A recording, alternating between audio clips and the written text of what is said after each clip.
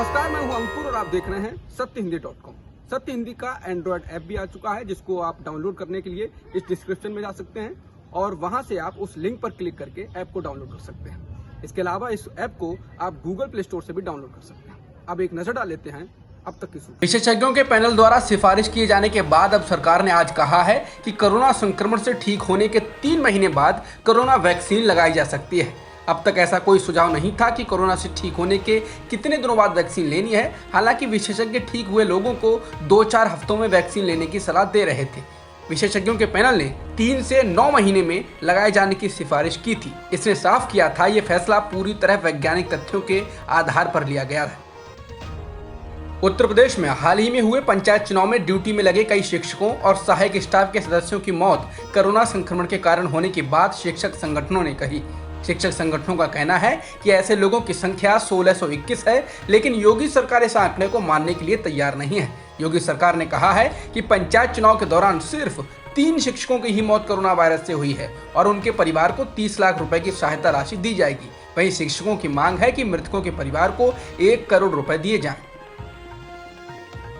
Vaccine उत्पादन पर सुझाव देने के बाद केंद्रीय परिवहन मंत्री नितिन गडकरी के अब सुर बदल गए हैं। उन्होंने सफाई देते हुए कहा है कि स्वदेशी जागरण मंच के एक सम्मेलन में कल मैंने वैक्सीन प्रोडक्शन तेज करने की सलाह दी, लेकिन मुझे इस बात की जानकारी नहीं थी कि मेरे भाषण से पहले ही रसायन और उर्वरक मंत्री मनसुख मंडाविया ने वैक्सीन उत्पादन बढ़ाने की सरकार की कोशिशों का विवरण दे दिया था। गडकरी ने कहा कि कॉन्फ्रेंस के बाद उन्होंने मुझे सूचना दी कि भारत सरकार पहले से ही 12 कंपनियों को वैक्सीन प्रोडक्शन की सुविधा दे रही है।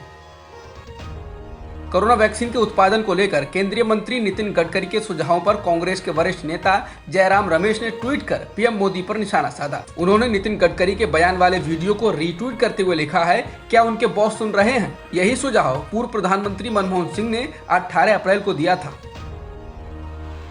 राजस्थान में लगातार बढ़ रहे ब्लैक फंगस यानी म्यूकर माइकोसिस के बढ़ते मामलों के बाद सरकार ने इसको महामारी घोषित कर दिया है।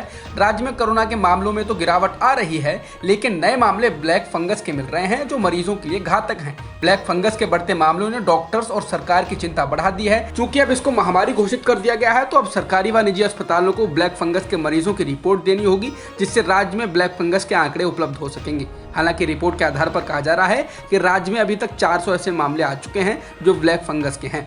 बता दें, ब्लैक फंगस के मामले बाकी राज्यों में भी आ रहे हैं, जिसके कारण इसकी दवा की भी कालाबाजारी होने लगी है। जैसे ही इसके मामले आने शुरू हुए, बाजार से ये दवा ही गायब होने लगी। एम्फोटेरिसिन बी नाम की ये दवा भारत की कई कंपनियां बनाती हैं, लेकिन अब ये दवा ब्लैक मार्केट में मिल रही है। सिंगापुर में कोरोना के नए रूप मिलने की दिल्ली के मुख्यमंत्री अरविंद केजरीवाल की बात को सिंगापुर ने खारिज कर दिया है। सिंगापुर ने कहा है कि उनके यहाँ कोई भी नया स्ट्रेन नहीं मिला है। अधिकतर मामलों में जो पाया जा रहा है वो भारत में मिला वेरिएंट ही है और हाल ही में बच्चों में भी ये वेरिएंट पाया गया है। बता दें कि अरविंद केजरीवाल ने केंद्र से अपील करते हुए कहा था कि सिंगापुर से हवाई उड़ानों को बंद किया जाए, क्योंकि वहाँ कोरोना का नया रूप मिला है जो बच्चों के लिए भी खतरनाक बताया जा रहा है।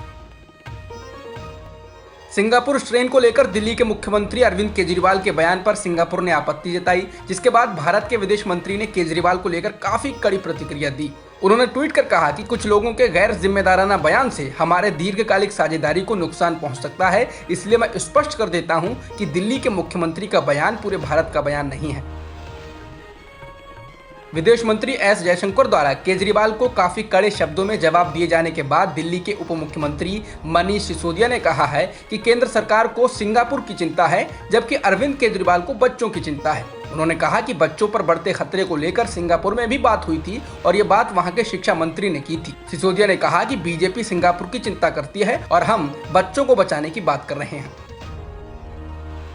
दिल्ली में लगातार कोरोना संक्रमण के मामले कम हो रहे हैं। बीते 24 घंटों में राज्य में 3,846 मामले दर्ज किए गए। इसके अलावा कोरोना से मरने वालों की संख्या में भी कमी आई है। पिछले 24 घंटों में दिल्ली में 235 लोगों की जान गई। बता दें, दिल्ली में पॉजिटिविटी रेट भी घटकर 5.78% हो गया है।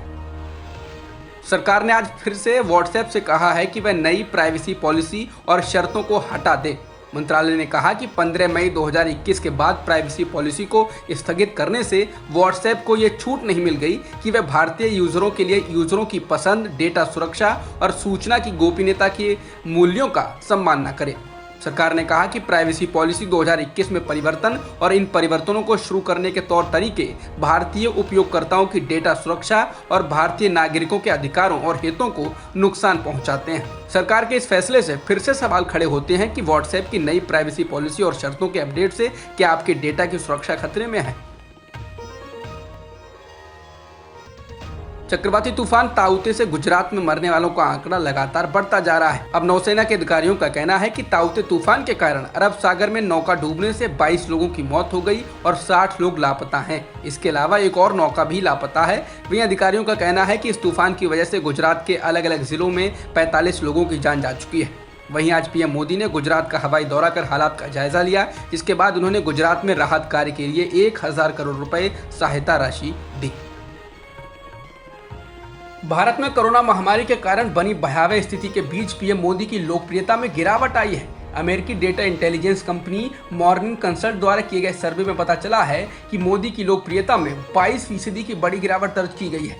मोदी की लोकप्रियता को लेकर अगस्त 2019 से यह सर्वे शुरू किया गया था और तब से यह सबसे बड़ी गिरावट है। मोदी की कुल रेटिंग इस हफ्ते 63% रही। ये अप्रैल की तुलना में 22 पॉइंट की बड़ी गिरावट है। सर्वे के मुताबिक महानगरों में कोरोना के बढ़ते प्रकोप के साथ मोदी की लोकप्रियता में गिरावट आई है। आरजेडी नेता और बिहार विधानसभा में विपक्ष के नेता तेजस्वी यादव ने अपने एक पोलो रोड स्थित सरकारी आवास को कोविड केयर सेंटर में बदल दिया। उन्होंने ट्वीट कर इस बात की जानकारी दी है। तेजस्वी ने सरकार से इस कोविड केयर सेंटर की देखरेख करने की भी मांग की है। फिलिस्तीन के मामले पर बातचीत करने के लिए पाकिस्तान के विदेश मंत्री महमूद शाह कुरैशी ने अंकारा में तुर्की के राष्ट्रपति रेजेप तैयब एर्दोआन से मुलाकात की। पाकिस्तान के विदेश मंत्री ने अंकारा पहुंचने के बाद ट्वीट कर कहा, उन्होंने तुर्की के विदेश मंत्री से मुलाकात की है और फिलिस्तीनियों के अधिकार के लिए कंधे से कंधा मिलाकर चलने का संकल्प लिया। उन्होंने ट्वीट में कहा कि पाकिस्तान 1967 की सीमा के तहत फलस्तीन को एक स्वतंत्र राष्ट्र बनाने का समर्थन करता है, जिसकी राजधानी पूर्वी यरूशलेम होगी। इजरायल और फिलिस्तीन के बीच जारी हिंसक संघर्ष थमने का नाम नहीं लेता दिख रहा है। इजरायल की ओर से लगातार हमले किए जा रहे हैं, तो गाजा से हमास भी लगातार इजरायल पर रॉकेट से हमले दाग रहा है। इसमें अभी तक 217 फिलिस्तीनी लोग मारे जा चुके हैं। इनमें 63 बच्चे भी शामिल हैं। इसके अलावा 1400 से अधिक लोग घायल भी हो चुके हैं। दूसरी ओर इजरायल में भी 12 लोगों की जान जा चुकी है। अब तक की खबरों में इतना ही। बाकी खबरों के लिए बने रहिए सत्यहिंदी.com के साथ। सत्य हिंदी का ऐप डाउनलोड करें गूगल प्ले स्टोर पर।